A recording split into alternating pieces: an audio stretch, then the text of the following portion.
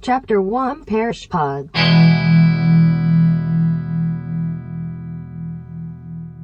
All crew report to the Parish Pods. The voice of the captain of the Diego Garcia, a gigantic Class A star cruiser of the Galaxy-class elite, came over the intercom system. The ship was coming apart.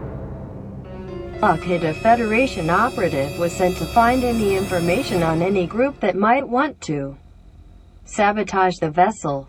But from the look of things, she was unsuccessful. She made her way to a Parish Pod. As she stumbled her way through the exploding ship, she spotted out of the corner of her eye a person just standing in the smoky corridor, and as she went closer, the figure seemed to have just disappeared. She paid it no mind, but she was sure the figure had a certain glow about it. Once in her Parish Pod, she took off, not waiting for anyone. Minutes after departing the Class A cruiser, the gigantic ship took a turn for the worst and exploded into a million pieces. Somewhere near the Cygna constellation, around the third planet, orbiting a binary star system, we find our operative without a care in the world. It has been several hours and 6 days since she made any contact with intelligent life.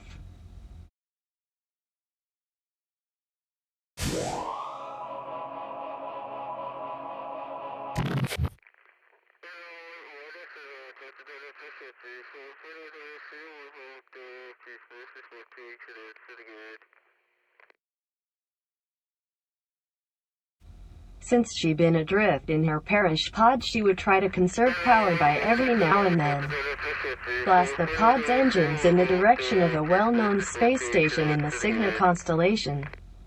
Cygna is a pretty big constellation. She seems to be headed for the center star system.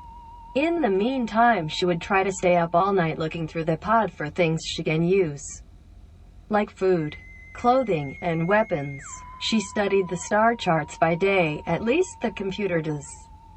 If the computer find anything, it would beep 3 times to alert her. This type of alert would wake her up.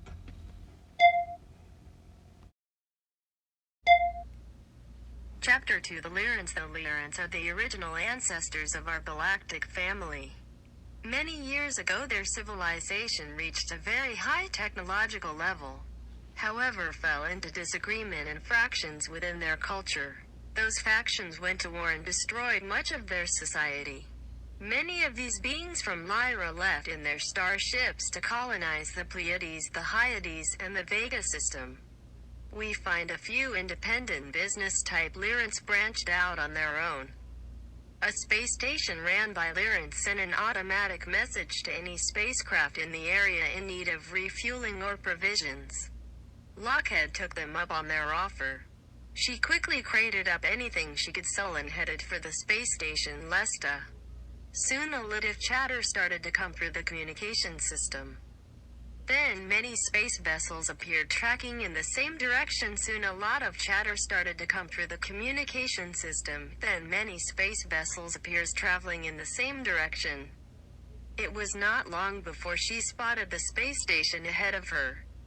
When she got to the space station, the computer took over controls and communications to allow her to dock on the space station's docking platform.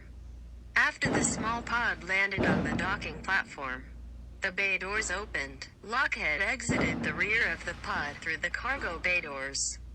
All the stuff she had for sale was stockpiled in the area where the stuff you have for sale goes. The docking clerks can now come to inventory the goods.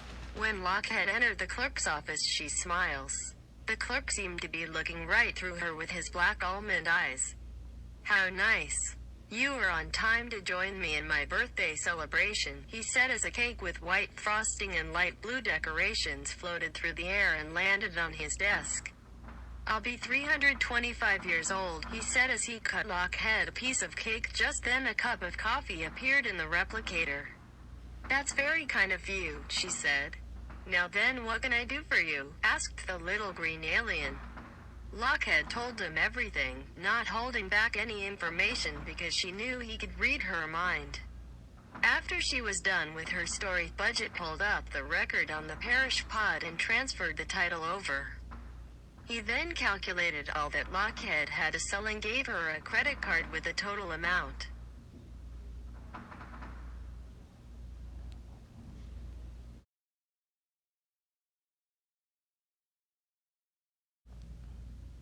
Budget told Lockhead everything he'd done telepathically, but said out loud, "Oh, and by the way, I am coming with you when you leave this station.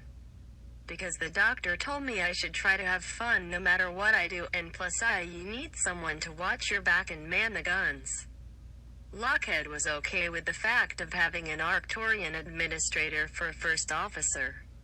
Budget is Arcturian, one of the most advanced extraterrestrial civilizations in our galaxy. It is a fifth-dimensional civilization which, in reality, is like a prototype for Earth's future. Its energy works with humanity as an emotional, mental, and spiritual healer.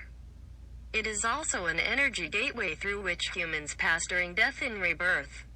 It functions as a way station for non-physical consciousness to become accustomed to physicality. The Arcturians are the most loving and non-judgmental beings you can possibly imagine. Their skin is a greenish color. They have very large almond-shaped eyes. They only have 3 fingers. They have the ability to move objects with their minds and are totally telepathic. The source of food is an effervescent type of liquid that is highly vitalizing to their entire being. Their eyes are a dark brown or black color. Their main source of seeing is actually through their telepathic nature, not their physical eyes. Their sense of hearing even transcends their telepathic nature. They also have an ability to sense with the back of their heads. The average lifespan is 350 to 400 of our Earth years. Their highly developed spiritual nature has allowed them to never age, since they have the ability to transcend time and space. They terminate the life when the contract that has been arranged for their existence is up.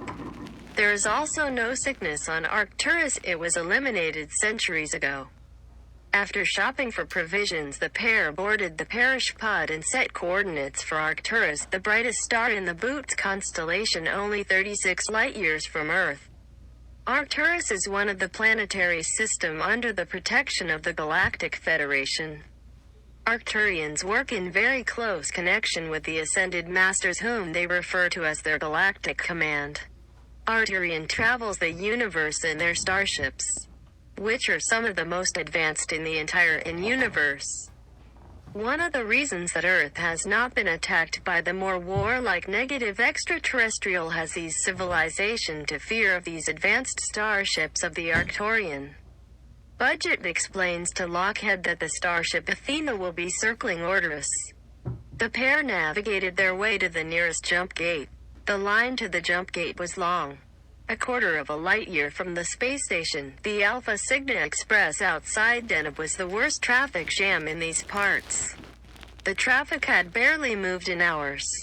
The Parish Pod was stuck in an apocalyptic scene, 5 lanes of space vessels of all shapes and sizes. After lunch, Lockhead took a nap in her quarters while Budget piloted the tiny vessel. Moments later, Lockhead felt a thump as their Parish Pod was attached violently. Space pirates attack the unsuspecting cargo ships. These pirates attack small vessels that look like they could be of value. Attach cable-wielding bandits prowling the traffic jam, preying on the trapped space vessels. Zircon, a tiny crystal, is a mineral belonging to the group of nesosilicates. Its chemical name is zirconium silicate, very valuable on the black market in this part of the galaxy. 2 of the pirates hacked the Parish Pod's lower cargo hatch and entered the ship. An alarm went off. The pirates are reptiloid, apparently a major center of reptiloid activity and possibly controlled human slaves. This binary or double star system may be the center of interstellar gray activity, just as Alpha Draconis seems to be the center of reptiloid activity, and Orion being a realm where both reptilian subspecies operate in joint capacity. This may explain the alleged presence of the Draconians in the Orion constellation, although certain human groups have allegedly become curious of the Eternity Gate as well. The Orion Open Cluster itself is the base of a joint reptiloid gray empire called the Unholy Six, which has been working out of Nibiru in the Sol system. Many of the planetoids that have entered this system and have made observable course alterations are arriving from Nibiru and the Orion Draconian Empire. There were 3 groups that formed. These 3 groups were the Dominators, the Victims, the Resistance. The Dominators were the Orion Empire. The Black League was the resistance to the evil domination of the Empire. Does this sound familiar? Much of the implant control scenarios allegedly originated from the reticulan gray reptiloids. The computer alerted Lockhead of an intruder alert. Cargo bay. Lockhead geared up with a rifle, 2 sidearms, and a knife. When she got to the cargo bay and she noticed one of the pirates rumbling through their goods looking for anything of value without a sound, she shot him 3 times with the rifle. This alerted the other bandit to come to his aid, and when doing so, Lockhead hit him with the butt of the rifle, and as he was going down, she shot him with one of her sidearms 3 times. She then dragged the bodies to the nearest airlock and shot them out into space. When the space pirates on their vessel witnessed this action, they were not happy, and so they gave chase, launching everything they have at Lockhead's tiny Parish Pod. Budget and accomplice pilot navigated the pod to a large debris field trapped in a vortex below the traffic. He waited until the large pirate ship passed and then took off for the jump gate. He plotted in the calculations to when the jump gate would open and plotted a course. It was close, but they made it through the jump gate. Next stop, the starship Athena. The jump gate is a wormhole, stabilized by alien technology.